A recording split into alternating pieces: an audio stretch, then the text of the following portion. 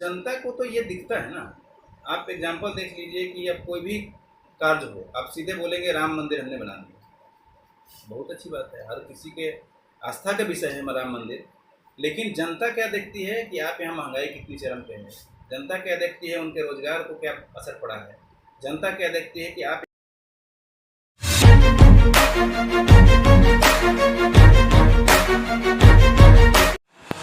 पूरा देश में एक ही नारा गूंज रहा था, अब की बार 400 पार। लेकिन पता नहीं ये 400 पार कहाँ चला गया कि 300 भी नहीं आया। क्या कहिएगा? 400 पार का जो नारा है मोदी जी ने जुमले के रूप में दिया। अगर वास्तविकता देखा जाए तो 400 पार होना बहुत मुश्किल था। और बात यहाँ है कि अब विकास के कामों को छोड़ के अब अदर कामों पर ज़्यादा ध्यान दें। अभी ये जो हार हुई है, मोदी जी की हार नहीं, ये उनके सांसदों की हार। उनके सांसद जो फील्ड में जाते नहीं हैं, जनता का काम नहीं करते हैं और सिर्फ चाहते हैं कि मोदी जी के नाम पे जीतें। अभी एक पवन सिंह का एक नारा आया था कि आपने सबने सुना होगा कि मोदी जी के नाम पे कब तक जीतिएगा। वही कहानी ये जो है सामने है। लोगों को अंदर से मोदी जी से कोई बैर नहीं है। सबको ये बैर था कि भाई जो सांसद काम कर रहा है, इन लोगों को बार बार टिकट क्यों दे रहे हैं। आप देखिएगा कि हर एक सांसदों ने पिछले 2014 वाले चुनाव में जीत के बाद हर सांसद ने अपना अपना एक गांव लिया था, गोद लिया था। आज उस हर गांव को जाके देखिए, सारा का सारा गांव वैसे ही पड़ा हुआ है। गोद लेने से उसको कोई फायदा नहीं। तो जनता को तो ये दिखता है ना। आप एग्जाम्पल देख लीजिए कि अब कोई भी कार्य हो, आप सीधे बोलेंगे राम मंदिर हमने बना दिया। बहुत अच्छी बात है, हर किसी के आस्था का विषय है राम मंदिर। लेकिन जनता क्या देखती है कि आप यहाँ महंगाई कितनी चरम पे है। जनता क्या देखती है, उनके रोजगार को क्या असर पड़ा है। जनता क्या देखती है कि आप यहाँ काम क्या कर रहे हैं। आधे से ज़्यादा सांसदों का ये लिस्ट निकला था कि आधे से ज़्यादा सांसदों का पैसा वापस चला गया। तो जब आपका सारा पैसा वापस चला गया, फंड आपका वापस चला गया, तो आपने उसको विकास का काम नहीं किया। तो जब विकास नहीं करेंगे तो जनता तो देखती है ना। 5 साल बाद जनता के हाथ में मौका मिलता है, वो तो उसका इस्तेमाल करेगी। ऐसा ही हुआ है। आपने कहा कि मोदी जी की हार नहीं, उनके सांसदों की हार हुई है। मोदी जी अपने वाराणसी से भी महज 1.5 लाख वोटों से जीतते हैं। इसका क्या कुछ बड़ा कारण समझते हैं? देखिए, होता क्या है, कुछ विकास के साथ विनाश भी होता है। जहाँ जहाँ मंदिर बने वहाँ के लोगों को एक दर्द तो है। जैसे आप अयोध्या की बात करें, अयोध्या में उनके सांसद हार गए, बुरी तरीके से हारे हैं। बुरे तरीके से हारे हैं। तो कारण क्या है? अब अयोध्या में मंदिर बना, बहुत अच्छी बात है, लोगों के नज़र में तो बहुत अच्छा है कि ये मंदिर बना है। लेकिन उसके साथ जो उसका चारों तरफा विनाश हुआ, वहाँ के बिजनेस करने वाले लोगों का दुकान गया, वहाँ पे लोगों का जो नुकसान हुआ, तो इसका एक भड़ास तो निकलता ही।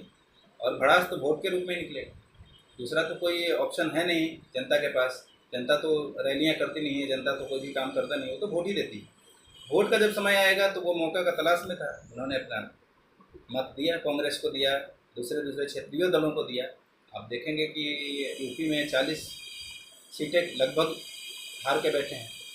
तो ये नुकसान तो वही है ना, जो पिछले साल आप 70 पार हैं और अभी अब 40 पे आ गए, 30 पे आ गए, तो ये नुकसान तो आपको होगा।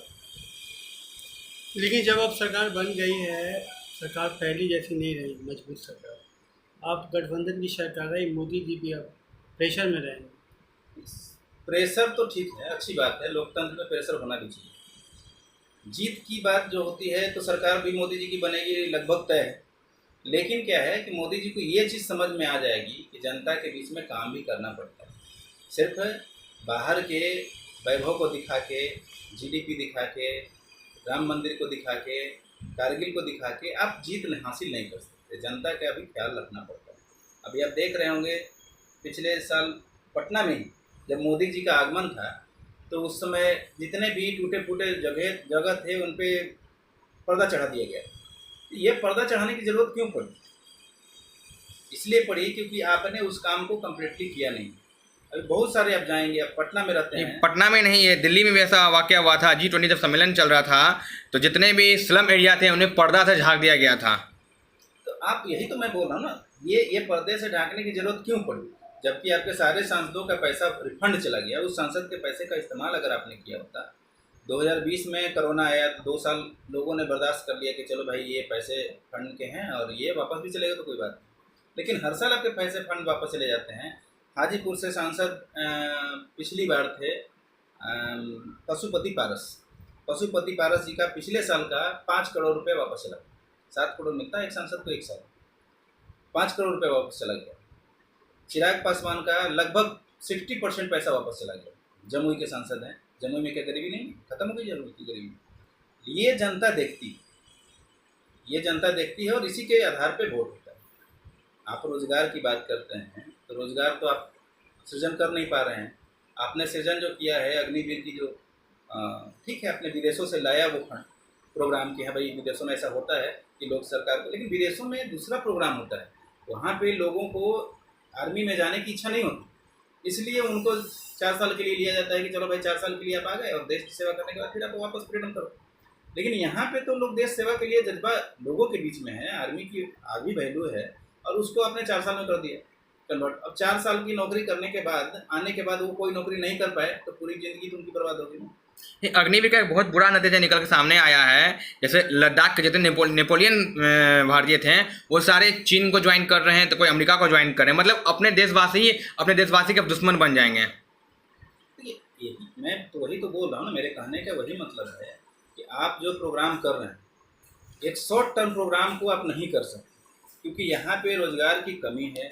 और रोज़गार के लिए आप एग्जांपल देख लीजिए कि बिहार की बात करें तो बिहार का बात करेंगे तो आपने देखा होगा कि पिछले 10 सालों से इनकी सरकार है कंबाइंड, कभी इधर उधर जाके लगभग 10 सालों में 6 साल तो ज़रूर रहा है।